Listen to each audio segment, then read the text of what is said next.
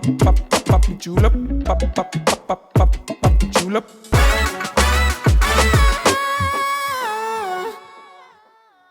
All right, today's the day we spill the beans on our super top secret news. We're talking about the Rocky Mountain Instinct. So Rocky Mountain is new for us at the shop. We are super stoked to bring them on board. I've ridden some Rockies way back in the past, and to be honest, they are still to this day some of my very favorite bikes. So could not be more excited. And because I am very, very good at this video thing, I lost all of my audio files from the ride section of the video, so this one's going to be a little bit different. I'm going to sit here in my freezing cold garage and we'll just watch GoPro footage together while I talk about the bike. Really quick hits on the Instinct. This is the 140 mil rear, 150 mil front. I'd probably call it a trail bike, an aggressive trail bike. One really cool thing about this bike is the super adjustable geometry. So with Rocky Mountain's Ride 9, the head tube angle goes from 65.1 degrees to 66.2 degrees. That is a very wide range of adjustments. You've got 9 different positions in there. All of those change the geometry and the suspension kinematics just a little bit. I did most of my testing in neutral and slack. I did not feel like I wanted or needed to go into the steeper mode. In addition to Ride 9, you've got the chainstay adjustment, or the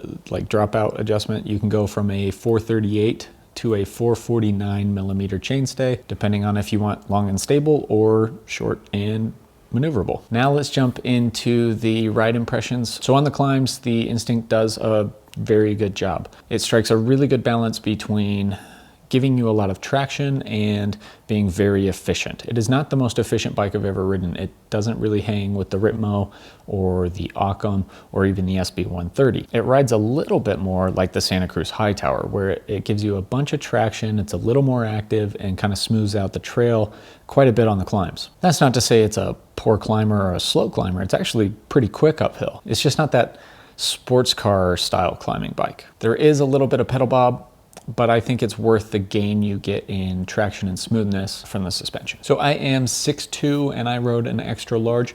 The Reach in XL is 511 millimeters, which I couldn't believe. On paper, that sounds way bigger than it felt in person. I don't know if it's a combo with a seat tube, short stubby little stem, or what it is, but it did not feel like I was way stretched out to the bars. It felt pretty comfortable. Honestly, it fit me perfectly. The Geo puts you in a good spot on the bike. You're kind of right in the middle. You're not off the back, you're not too stretched out. It's a very comfortable bike. So overall, I think it's a very good climber. I think it probably gets like a B+ or an A-. It does a really good job. Again, it doesn't hang with the Ritmo or the Occam, but it does hang with the rest of the pack in that aggressive trail or trail category. The place where I really think it's going to shine on the climbs is for those big backcountry missions where you're climbing all day long, but you're also getting into some hairy terrain, so you need a little bit bigger bike for the downhills. So now let's jump into the downhill. The very first thing I noticed on this bike was the steeper head tube angle.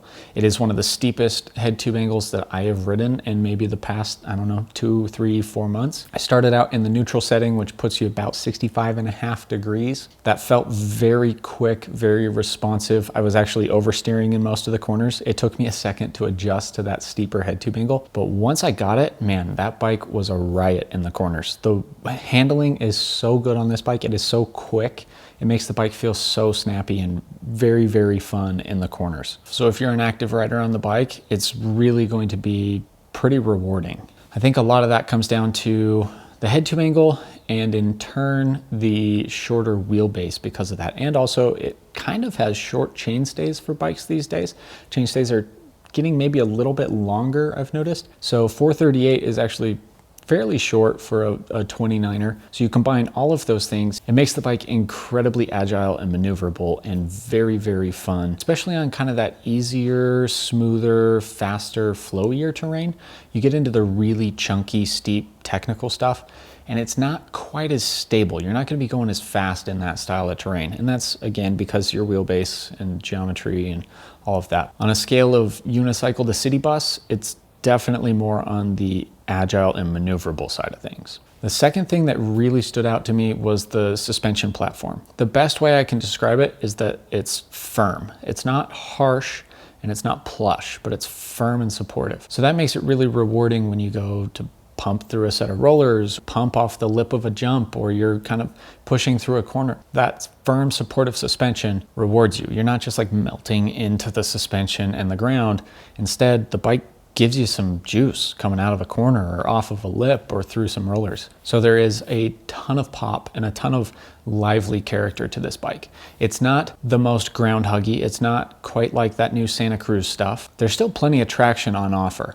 And then I think the suspension ramps up fairly well to give you that kind of mid-stroke and bottom out support. So the thing that really jumped out to me was how well this bike jumps. I got a second kid on the way, so I'm really working on those dad jokes. But you combine that kind of fun, playful suspension design with the more agile, maneuverable geometry. This bike jumps incredibly well. It's very light on its feet. It wants to get airborne, and it just feels so good in the air. I've actually ended up at the jump park for the last like 4 days jumping on this bike because it is too much. And I'm not a jump guy, but it is too much fun jumping on this bike that I want to become jump guy. It is really one of the more fun and playful bikes that I have ridden in the past long time. So overall, on the downhills, it is an awesome, aggressive trail bike. It's very quick and responsive and light on its feet. So who is this bike for? Like I was saying earlier, if you're kind of the big backcountry rider, I think this bike would be a very good fit for you. It's going to be enough bike for those tough trails,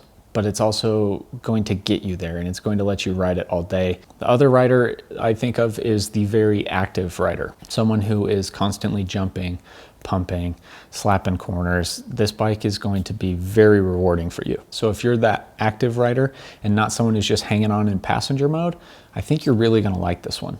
And the last group of riders who I think will probably enjoy this bike quite a bit are those XC riders who are maybe looking to jump up into a little bit more comfortable or a little bit more capable descending bike. This bike is going to have that quick, lively, snappy handling that you're used to from a cross-country bike, but in a more capable, forgiving package. So to wrap this one up, one-line bike review on the Rocky Mountain Instinct. This is a bold claim here, but I'm going to call it the most fun 29-inch trail bike. So again, we are incredibly stoked to have Rocky at the shop. We're going to be rolling out a bunch of Rocky Mountain reviews and getting as much info out there as possible just to help get all of our customers and viewers up to speed. So stay tuned to see more Rocky Mountain stuff, and thanks for sticking around. We'll see you next time.